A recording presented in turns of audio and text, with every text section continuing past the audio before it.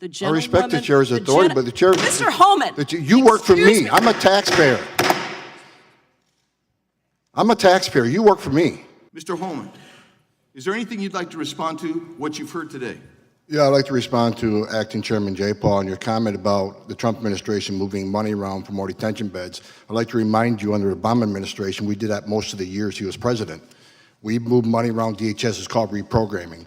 We did that under the Obama administration. I don't remember any hearings on that.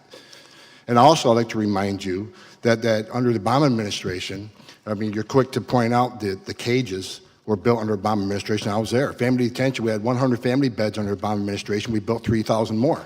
So when there was a surge in FY14 and FY15 on the border, Congress was quick to give all the money we needed to build detention facilities, get transportation contracts. We reprogrammed money out of the majority of the years she was president. That was fine.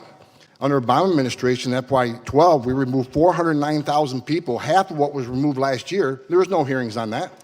So this is about transparency. Let's be factual about it. The time of the gentleman has expired. Since you did address some comments at me, I'll just say that I didn't like it under the Obama administration either. In fact, well, be honest with the American people. You can't point out faults in the Trump administration when it happened under the Obama administration. That's dishonesty. It's pathetic and it's sad. Mr. Holman, I control the time, and I am the chairwoman of the committee. Thank you for respecting that. I didn't like it under the Obama administration, and I'll remind you, Mr. Holman, that you also testified before Congress in support of the Obama's Priorities Enforcement Program before the Senate Judiciary Committee on May 19th, 2016, which had a very different approach. Well, can I respond to that? Can I respond to that? No. Of course not. And Mr. Holman, I want to give you some time, but I do want to ask one quick question, and I want to make one quick statement. I find it very offensive that anybody would compare any federal employee, frankly, to someone who, the Gestapo or running Nazi concentration camps. That is very offensive. I have 15 seconds and I yield it to you. Thank you for saying that. I wish somebody in Democratic leadership would say that out loud.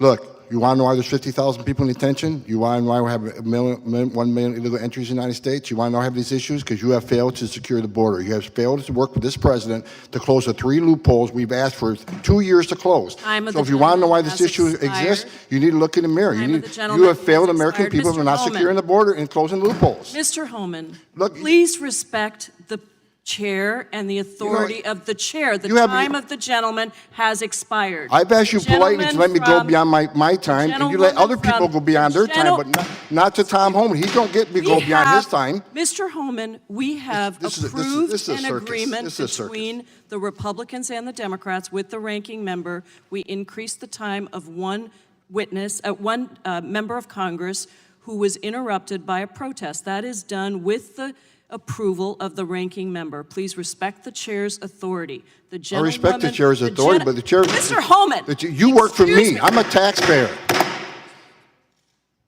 I'm a taxpayer. You work for me. Ms. Holman, again, been one of them days you've sort of not had time. I appreciate it. First of all, I think everybody needs to be reminded, entering this country illegally is a crime. There's no prerequisite. You got to commit yet another crime to enforce the law. That's the law you enacted. A young lady over here mentioned 26 deaths in ICE custody. Wrong. That number's 9, and 1's too many. But out of the majority of those 9 deaths, which is the lowest of any federal and state facility, most of them died within days of detention. It wasn't ICE's fault. They came in ICE's custody in bad condition. So, and the year before that, majority more heart attacks. I don't know how heart attacks happen across this country every day. I don't know how you prevent that. So 9, not 26. And finally, I'll say this, sir. Your comment about me wanting to assault a lawmaker. Let me explain myself to that. Probably not the right thing to say, but I was angry. Let me tell you why you're angry, because you or no one else in this room has seen what I've seen in my 34 years. You didn't stand in the back of a tractor trailer shot my 19 dead aliens that suffocated to death because the smuggler didn't care, including a 5-year-old boy. What do you think his last 30 minutes were like? I was there. I seen it, I smelled it, I saw it, and I had a 5-year-old boy at the time, and it changed me for the rest of my life. I've seen people who couldn't pay their smuggling fees get stabbed in the face 22 times. 31% of the women are being raped crossing this border. Children are dying. Cartels are getting rich. Why am I angry? Because you haven't done anything to fix it. Nothing.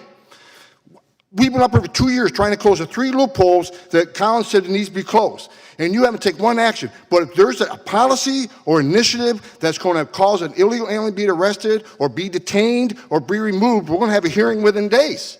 within days. But I'm still waiting on hearing on sanctuary cities because these people's lives have been changed forever. Where's the hearing on sanctuary cities? Where's the hearings? Where's the hearing on the asylum abuse? Where's the hearing on the TVPRA so we treat children from Central America better? That's why I'm angry, sir. I know you're not paying attention, but that's why I'm angry, because you have not seen what I've seen, and it affected me in my life. I spent my career trying to save lives. And when I see what's going on the southern border right now, and you're ignoring it for political reasons, why not have a hearing on that? Why not fix the problem and close the loopholes? Why not there's no downside in securing our border. There's no downside in illegal immigration being decreased. There's no downside unless drugs come to this country. Opioids, I see opioids kill every man, woman, child 3 times. There's no downside in taking money out of cartels' hands. None. I yield back. Mr. Jordan. Mr. Holman, the actions you took when you were director of ICE were entirely consistent with the law of the land, weren't they? Yes, when someone's prosecuted for a crime, the child can't go to jail with the parent. Yep. That happens to American families every day. Yeah, and if we, as you said, I think earlier, if we don't like the law, last time I checked, it's the folks sitting up here got to change it. Yeah. And you've offered, I think, no more than 4 times 3 changes to the law that would help the situation. Is that right?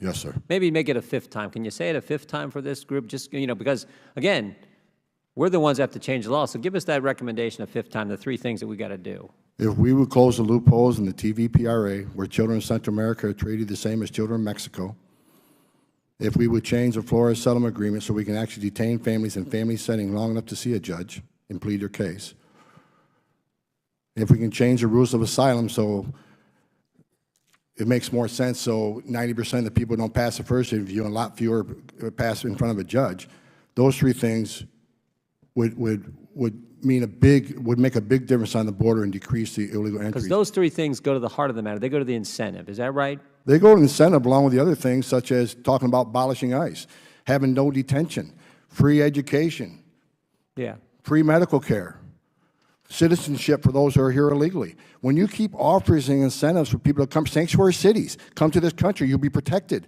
from ICE. As long as you keep having this language, more people who are vulnerable people are going to keep trying to come. Those kind of statements made by Democrats in the United States Congress or in positions of influence in this country, they have an impact, don't they?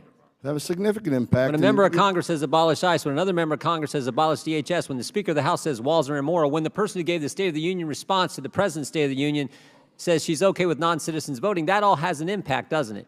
Just like the laws that you're sworn to uphold and impact and do when you're the director of ICE.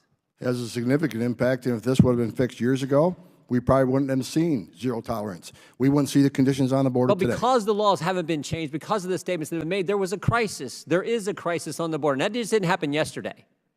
Right? You think about this. There was a crisis. The administration asks for help.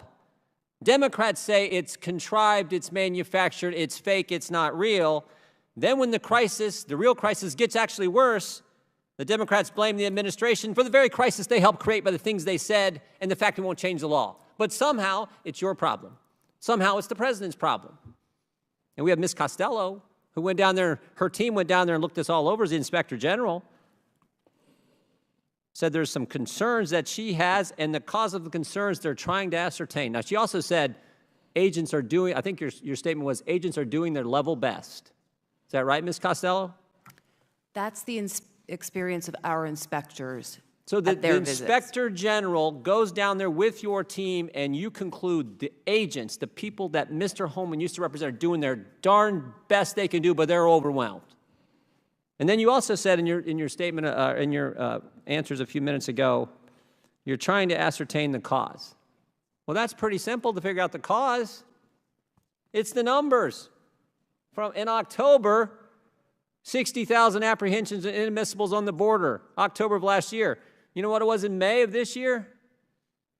144,000. We know the cause. They're all coming.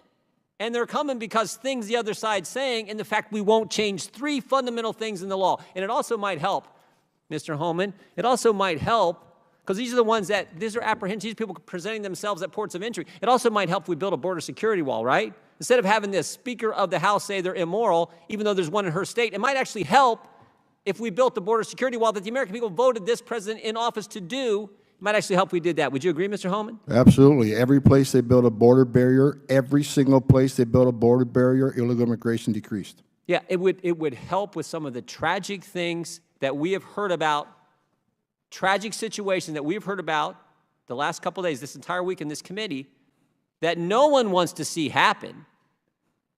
The young mother who lost her daughter, it's tragic.